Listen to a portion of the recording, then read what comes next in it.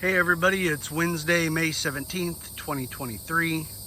We're up here along the road into the neighborhood.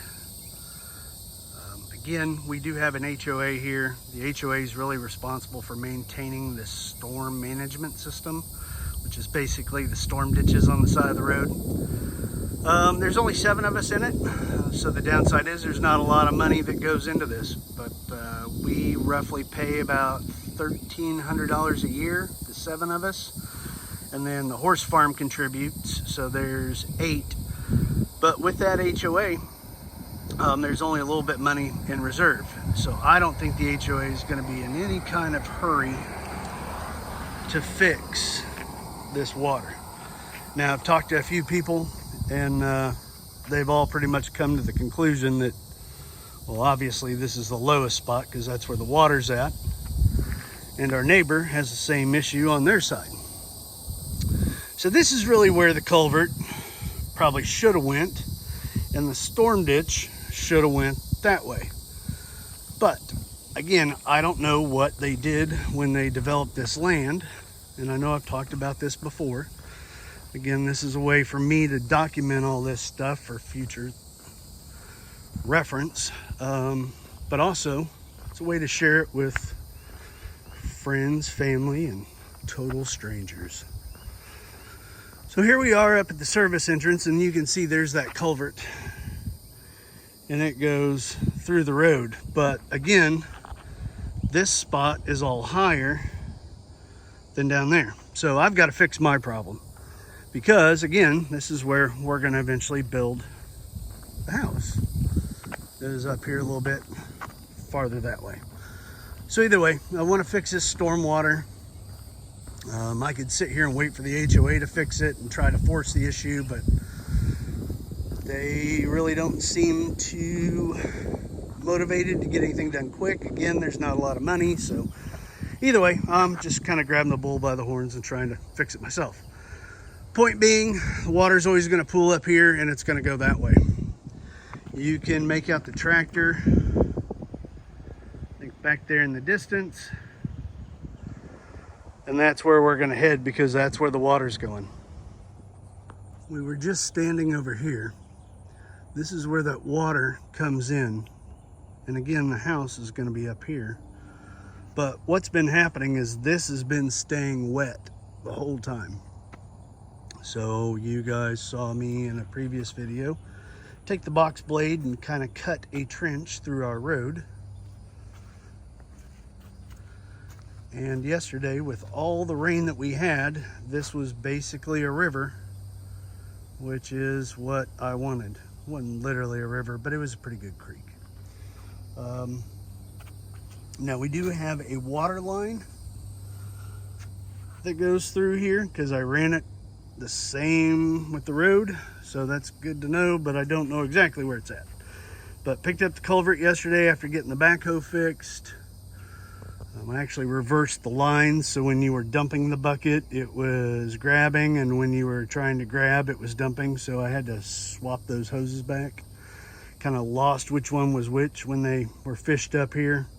Probably should have marked them or taped them, but I don't know, live and learn. But it only took like 20 minutes to fix it.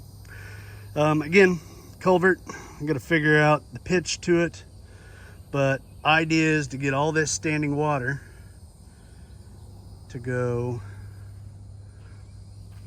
that way. One of the things that we had to figure out is when it comes to Jefferson County, Florida, when you are moving storm water, you do not need to permit it. Or if you're managing stormwater, you don't have to get a permit. Plus, well, it's our land, but they're all good with getting this stuff done. And then hopefully we'll have our road. Found the water line. Didn't break it, but I did kind of crimp it. So eventually what I'll do is I'll just cut it where I crimped it and splice the water line. But I need to mark better where it was at. You can see that I trenched over there trying to find it, and then I hit really hard clay right there, and I thought there's no way the water line's there because of the hard clay.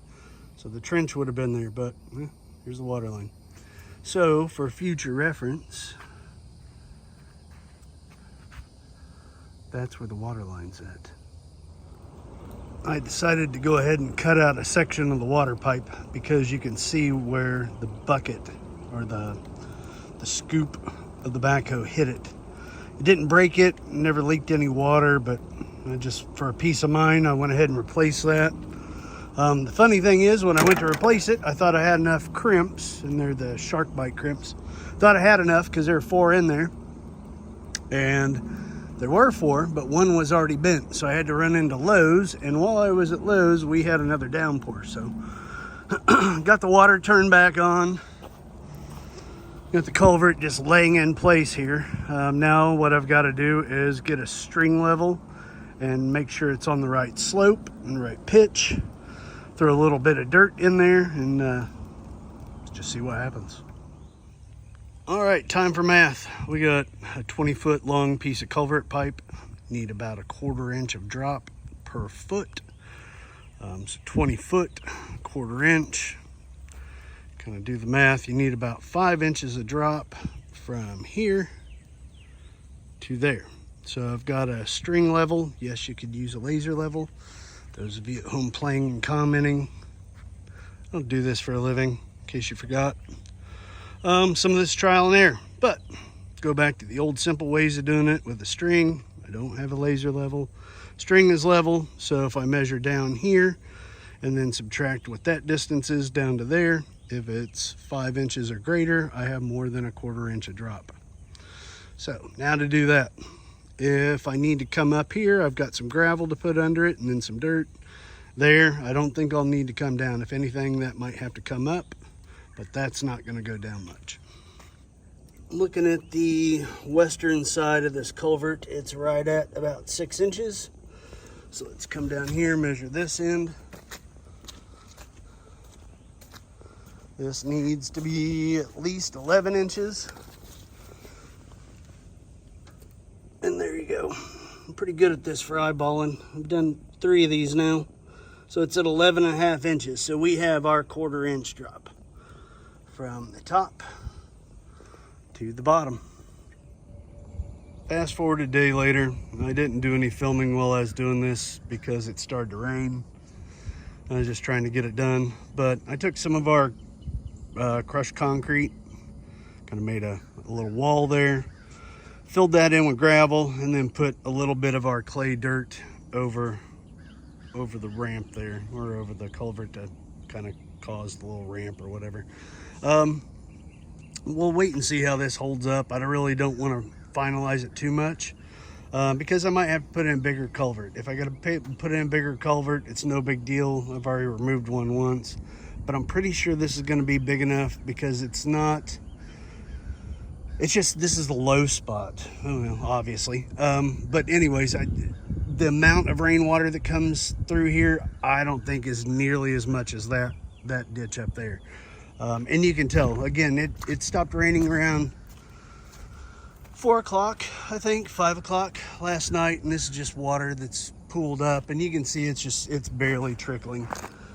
Compared to this, which still has quite a bit of flow going through it. It's our new bald cypress tree we just got over the weekend. But you can see the amount of water in this ditch compared to that ditch. So I think that culvert's going to be big enough. Hindsight, I would have went with the 12 inch, just better safe than sorry. But the 8 inch is what I ordered. I think it's going to be fine. And again, if not, I'll just have to replace that storm ditch. This is where I put that riprap, and with the riprap, I put some of our dirt and clay from down there, if you remember.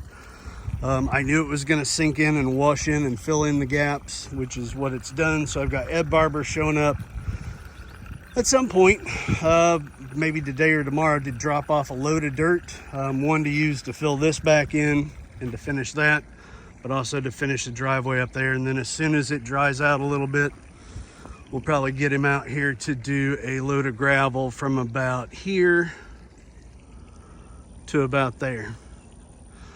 I really don't want to do any gravel up in here because, again, eventually that's where we're going to build the house. So why why put gravel there when somebody's just going to tear it up when we start building? So that's what we got going on out here at Deer Run Farm.